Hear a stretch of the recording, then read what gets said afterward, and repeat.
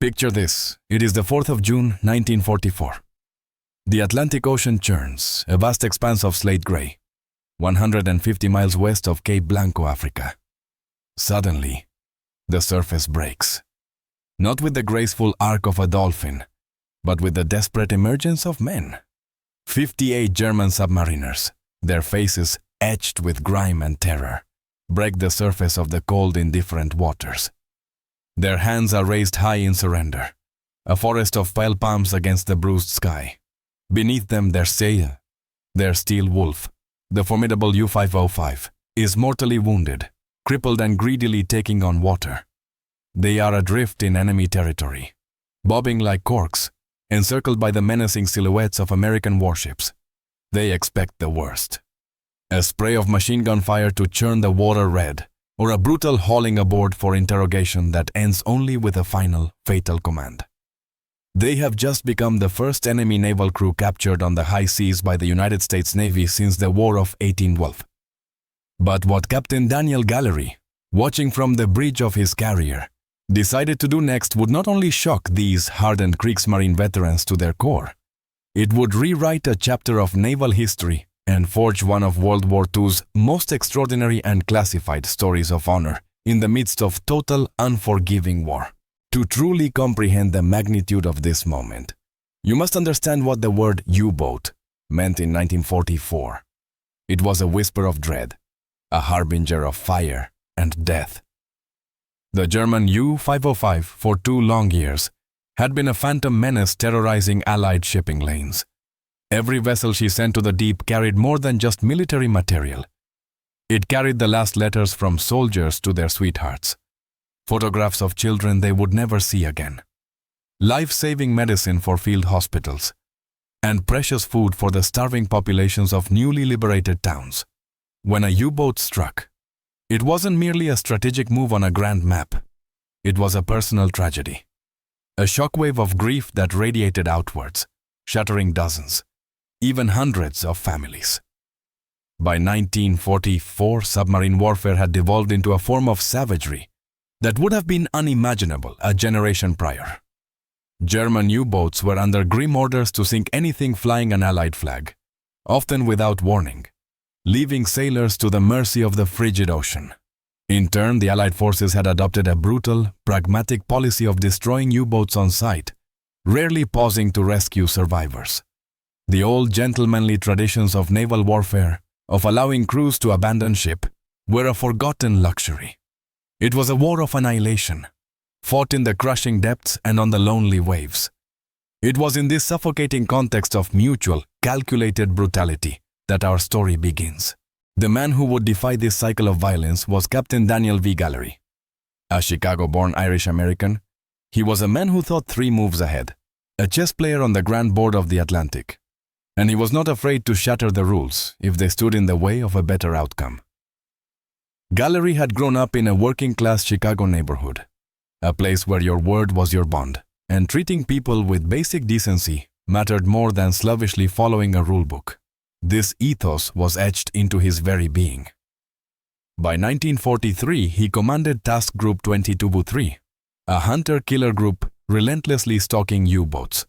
His flagship, the escort carrier USS Guadalcanal, was the heart of the operation, supported by a loyal pack of 5 destroyer escorts. But Gallery was consumed by an idea his superiors deemed impossible, even insane. He didn't just want to sink U-boats, he wanted to capture one. Intact, not since the War of 1812 in the age of sail and cannon, had the US Navy captured an enemy warship on the high seas. To attempt it with the modern submarine, designed to sink in minutes and crewed by men sworn to scuttle it, was madness. Yet Gallery began drilling his men for this very eventuality, crafting specialized boarding teams, preparing salvage equipment, turning his insane idea into a meticulous plan. What Gallery couldn't have imagined was that in less than 8 months, he would be staring at 58 terrified German sailors in the water, the fate of their crippled U-boat hanging in the balance. And the decision he made in that heart-stopping moment would be whispered about, studied, and celebrated for the next 80 years. But he didn't know that 3,000 miles away, A German submarine was about to make a series of fatal mistakes, putting his impossible plan to the ultimate test. And its young German commander was about to learn a lesson about American honor that would irrevocably change his life.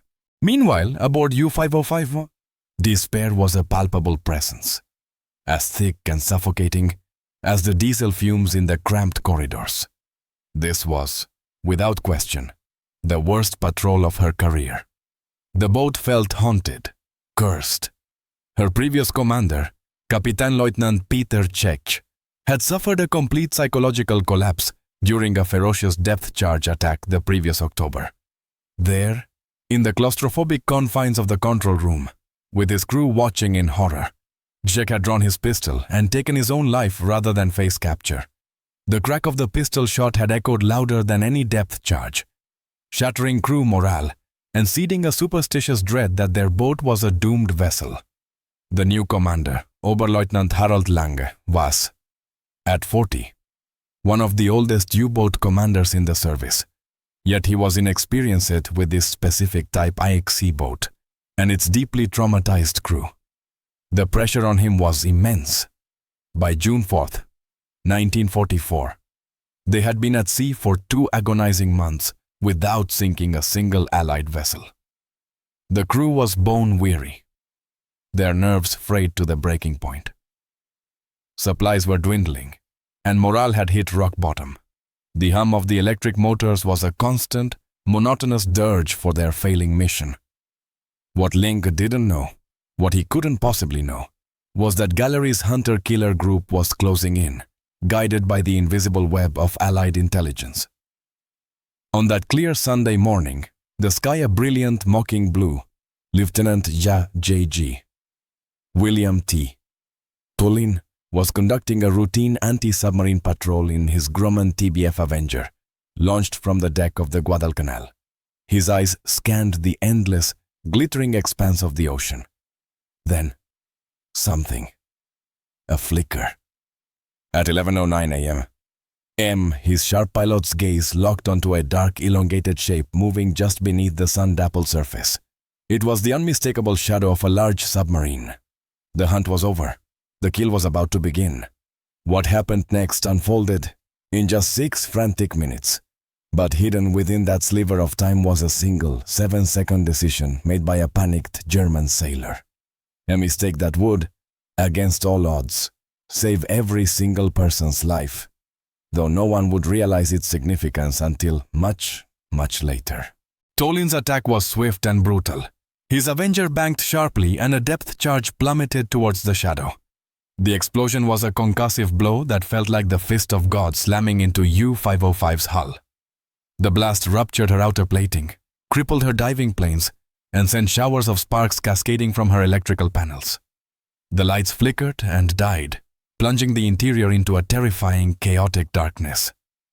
Oberleutnant Lange was faced with a fateful, split-second decision: surface immediately and fight it out, or risk losing control and sinking into the crushing abyss. At 11:15 a.m., he gave the desperate order. U-505 breached the surface like a wounded whale, water streaming from her battered hull. Her diesel engines coughed violently to life as her crew, gasping, threw open the hatches, desperate for fresh air. On the bridge of the USS Guadalcanal, Captain Gallery listened to the crackle of radio traffic.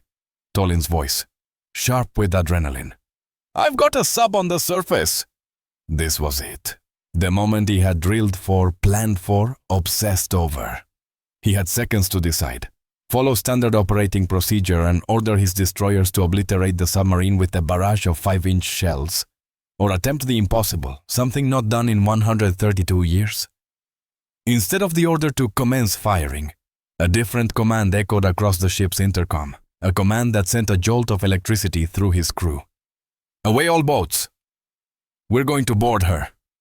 From the conning tower of U-505, German sailors were pouring out, a frantic exodus. They scrambled over the slick, wounded hull and leaped into the Atlantic, their minds consumed with a single imperative: escape. Thick, acrid black smoke was billowing from the submarine's hull. Clear evidence she was grievously damaged and potentially a ticking time bomb. But here is the secret that hung, unknown. in the balance.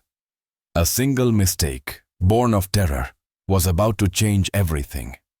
Among the crew abandoning ship was a petty officer named Gottfried Fischer. He had been ordered to set the scuttling charges. The demolition device is designed to send U-505 to the bottom of the ocean within minutes. But in his sheer panic, with the roar of incoming aircraft and the shouts of his comrades in his ears, Fischer made a critical error. He set the timer for a long delay burn, a 7-minute fuse, instead of the standard 30-second one. This tiny human mistake would save everyone. But the Americans preparing to board U-505 had no idea. They believed they were racing against a 30-second clock. Aboard the destroyer escort USS Pillsbury, Lieutenant Albert David, all of 23 years old, prepared to lead the boarding party. He was a young man from Maryville, Missouri, but in this moment, the weight of history was on his shoulders. He knew, with cold certainty, that he was volunteering for a suicide mission, boarding a damaged, smoking enemy submarine that could detonate at any second, potentially facing armed resistance from crew members still below, with no knowledge of what booby traps awaited in the darkness. It was a death sentence. Yet David did not hesitate. Alongside radioman Stanley E. Wdowiak and signalman Arthur W. Knispel, he climbed into a small whaleboat as it was lowered into the choppy sea, and they sped towards the stricken U-505.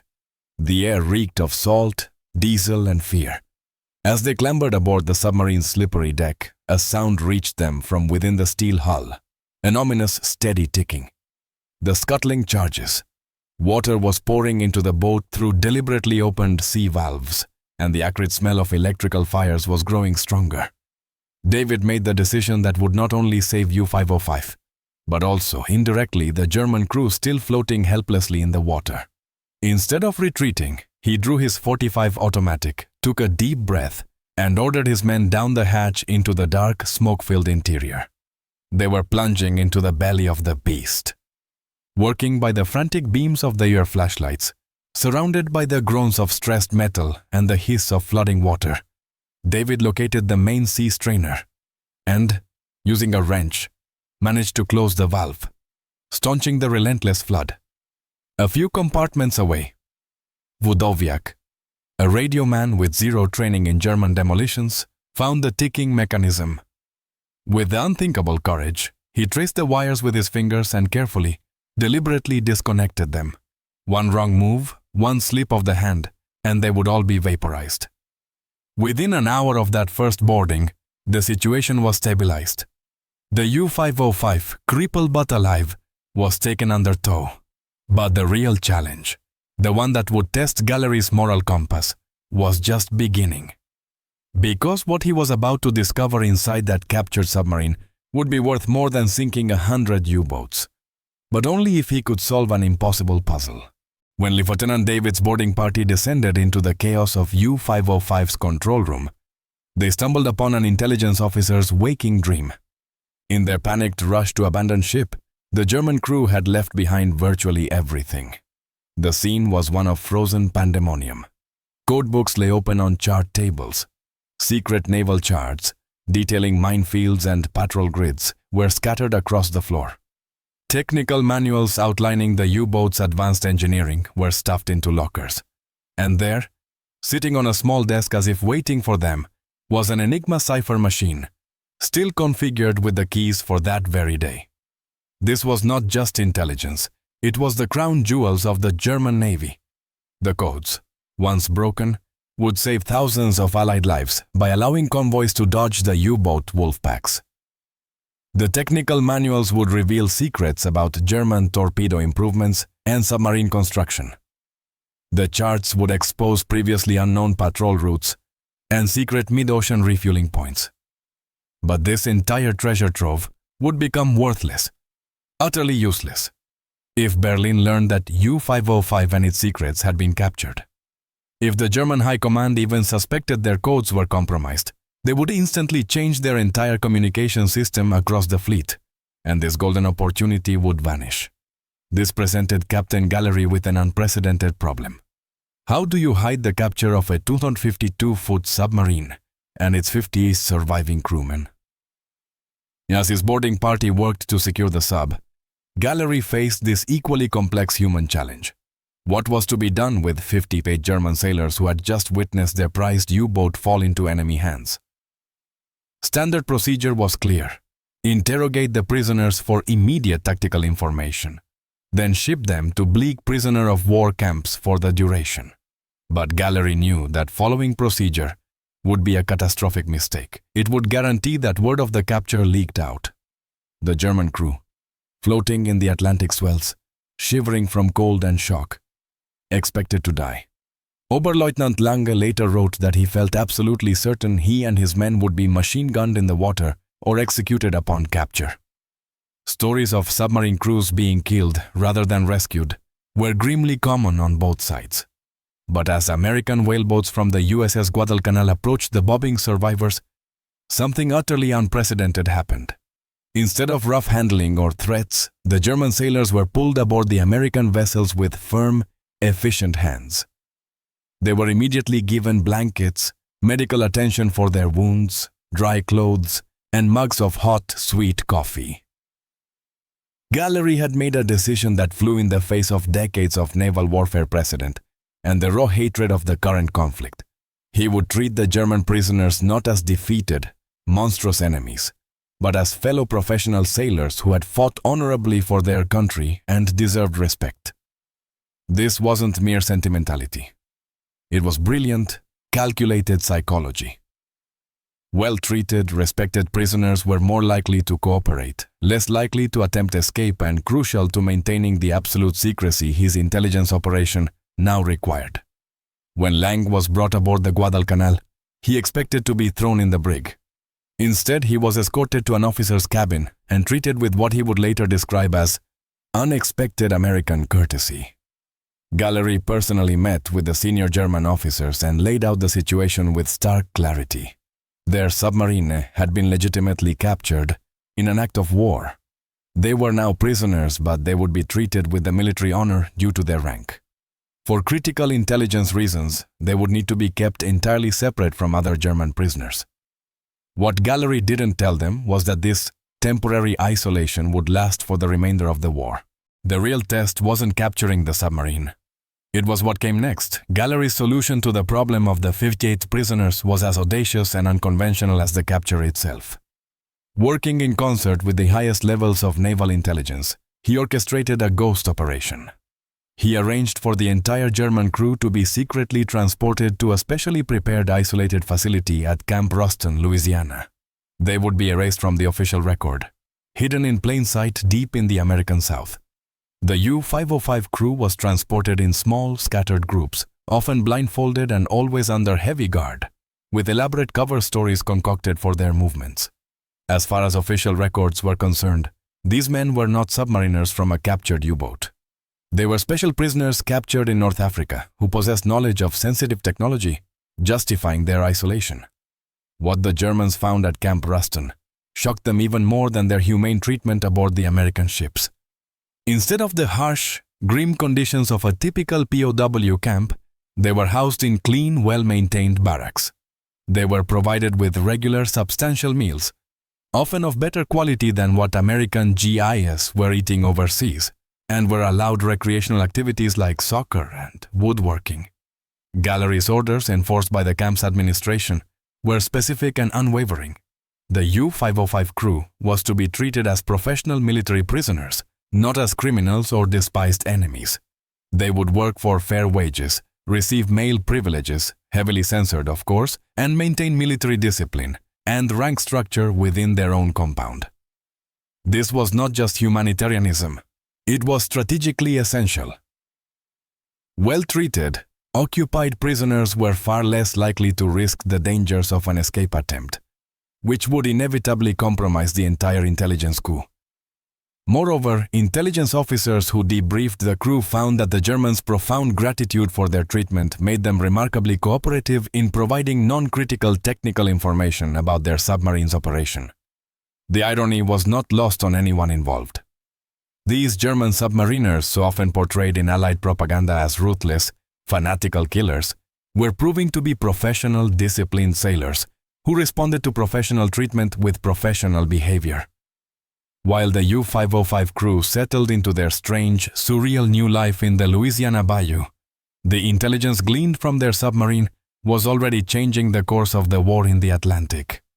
The captured Enigma machine and its accompanying codebooks provided Allied codebreakers at Bletchley Park with an unprecedented real-time window into German naval communications. This advantage helped save hundreds of Allied ships and thousands of sailors' lives. The detailed charts allowed convoy planners to route vital supply ships away from known U-boat concentrations, ensuring more men and material reached the European front. Captain Gallery's most significant contribution, however, may have been proving that treating enemy prisoners with dignity and respect wasn't just morally right, it was strategically brilliant. His audacious approach became a quiet model for special prisoner operations throughout the remainder of the war. The story of Gallery's success spread silently through the clandestine circles of military intelligence. Other commanders began to adopt similar, more humane approaches with the captured enemy personnel, and the results were consistently positive. Better intelligence, fewer escape attempts, and fewer security problems. Gallery's decision had profound personal impacts too.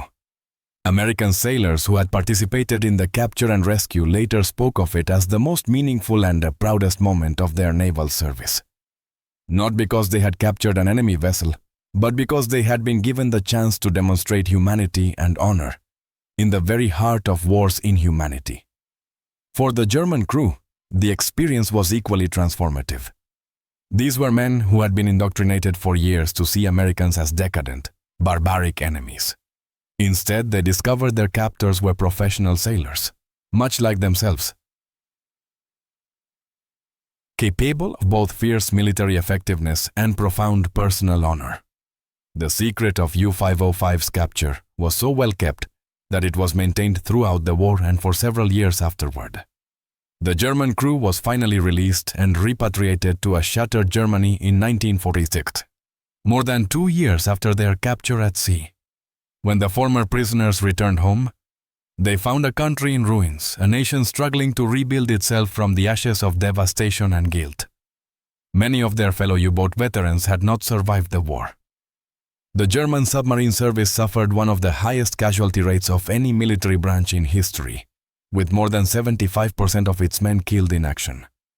The U-505 crew's stories of their humane treatment were initially met with disbelief and even suspicion from other German veterans.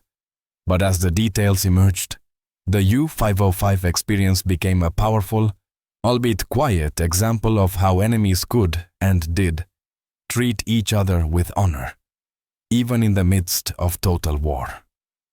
Oberleutnant Harald Lange, the commander who had steeled himself for execution on that bright June morning, lived until 2003. He frequently spoke about the respect and courtesy he received from his American captors, particularly Captain Gallery. Lange often said that Gallery's decision had single-handedly restored his faith that decency could survive even the most brutal of conflicts. And here's something truly remarkable. When the U-505 itself, saved from the scrapyard by Gallery's efforts, was moved to become a permanent exhibit at the Chicago Museum of Science and Industry in 1954, a group of German U-boat veterans who had since immigrated to America volunteered to help restore and preserve their former enemy. These men, who once hunted Allied ships, worked shoulder to shoulder with American veterans to ensure that this incredible story of honor in warfare would never be forgotten. The capture of U-505 reminds us that the greatest generation wasn't just great because they won World War II. They were great because of how they chose to fight it. When Captain Daniel Gallery had the opportunity to follow the brutal, established precedents of submarine warfare, he chose instead to follow his conscience and his deeply ingrained sense of honor. He could have sunk U-505 and left her crew to the mercy of the Atlantic. He could have captured them and subjected them to the harsh imprisonment that was standard practice. Military necessity and the fires of wartime hatred would have justified either choice.